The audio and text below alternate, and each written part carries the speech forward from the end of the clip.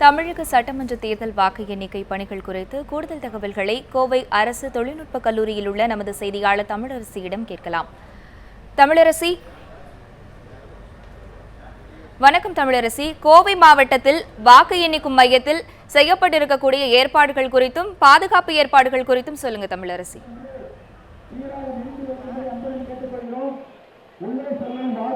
வணக்கம் ஷர்மிளா. அதாவது கோவை மாவட்டத்தை பொறுத்தவரை மொத்தம் 10 சட்டமன்ற தொகுதிகள் உள்ளன. இந்த தொகுதிகளுக்கான வாக்குப்பதிவு கோவை மாவட்டத்தை பொறுத்தவரை மொத்தம் 2911 வாக்குச்சாவடிகளில் நடைபெற்றது.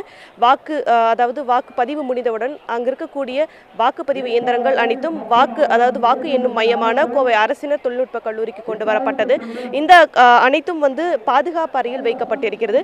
இன்று இங்கு ஒவ்வொரு கட்சிக்கும் சேர்ந்த ஏஜென்ட்டுகள் இங்கு வந்த பிறகு அவர்கள் முன்னிலையில் அந்த பாதுகாப்பு அறையிலிருந்து அந்தந்த டேபிள்களுக்கு அந்த வாக்கு பதிவு இயந்திரங்கள் எடுத்து வைக்கப்பட்டு அதன் பிறகு வாக்கு எண்ணிக்கையானது காலை 8 மணி அளவில் துவங்கப்பட இருக்கிறது.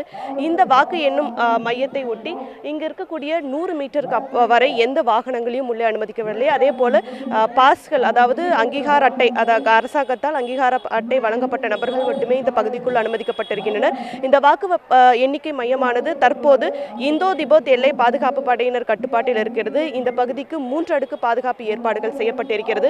நாம் தற்போது அந்த காட்சிகளை நேரடியாக பார்க்கலாம். இங்கு வரக்கூடிய வாகனங்கள் அனைத்தும் பரிசோதனைக்கு பின்னே உள்ளே அனுமதிக்கப்படுகிறது. இங்கு வரக்கூடிய அனைவர்களுக்கும் அடையாள அட்டை இருக்கிறதா என்பது பரிசோதிக்கப்பட்டு வருகிறது. தொடர்ந்து இந்த பகுதியை தேர்தல் அதிகாரிகள் மற்றும் காவல்துறையினர் கண்காணித்து வருகின்றனர். தற்போது கோவை மாவட்ட ஆட்சியரும் தேர்தல் அதிகாரியுமான அர்ச்சனா பட்நாயக் உள்ளே செல்கிறார். அதையும் நாம் காண்கிறோம்.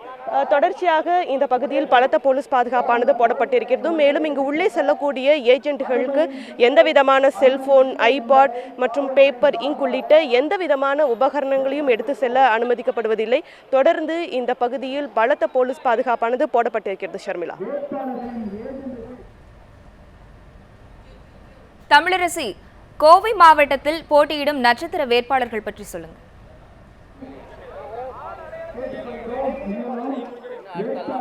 அதாவது கோவை மாவட்டத்தை பொறுத்தவரை இங்கு தொண்டாமுத்தூர் பகுதியில் அதிமுக சார்பில் எஸ்பி வேலுமணி போட்டியிடுகிறார். இவர் குறிப்பிடத்தக்கபடியான நட்சத்திர வேட்பாளர் என்று குறிப்பிடலாம். இதை தவிர்த்து அதாவது அதிமுகவை பொறுத்தவரை பொள்ளாச்சி ஜெயராமன் போட்டியிடுகிறார். இவர்கள் இருவரும் கவனிக்கத்தக்க வேட்பாளர்களாக இந்த பகுதியில் இருக்கின்றனர். இதை தவிர்த்து திமுகவை பொறுத்தவரை முன்னாள் துணை மேயர் கார்த்திக் போட்டியிடுகிறார். அதை தவிர்த்து பாஜகவை பொறுத்தவரை வானதி சீனிவாசன் போட்டியிடுகிறார். இவர்கள் அனைவரும் இந்த கோவை மாவட்டத்தை பொறுத்தவரை குறிப்பிடத்தக்கபடியான வேட்பாளர்கள் என்று கூறலாம். இதை தவிர்த்து திமுக சார்பில் மீனா லோகநாதன் உள்ளிட்ட பல்வேறு வேட்பாளர்களும் போட்டியிடுகின்றனர். தொடர்ச்சியாக அதாவது ஒவ்வொரு கட்சியை சேர்ந்த ஏஜென்ட்டுகளும், அதை தவிர்த்து தேர்தல் அதிகாரிகள் மற்றும் பாதுகாப்பு அதிகாரிகள், தேர்தல் கண்காணிப்பாளர்கள் என தற்போது அனைவரும் உள்ளே வர துவங்கி இருக்கின்றனர். இவை அனைத்தும் வீடியோ பதிவானது செய்யப்பட்டு வருகிறது. இந்த பகுதியில் பலத்த போலீஸ் பாதுகாப்பு போடப்பட்டிருக்கிறது. எந்த வாகனங்களும் உள்ளே அனுமதிக்கப்படுவதில் 100 மீட்டர்களுக்கு அப்பால் ஒரு தடுப்பு வேலியும், அதை தவிர்த்து 200 மீட்டர்களுக்கு அப்பால் ஒரு தடுப்பு வேலியும் போடப்பட்டு எந்த வாகனங்களும் உள்ளே அனுமதிக்கப்பட்டவர்களே. இந்த பகுதியில் பலத்த போலீஸ் பாதுகாப்பானது போடப்பட்டிருக்கிறது. ஷர்மிளா.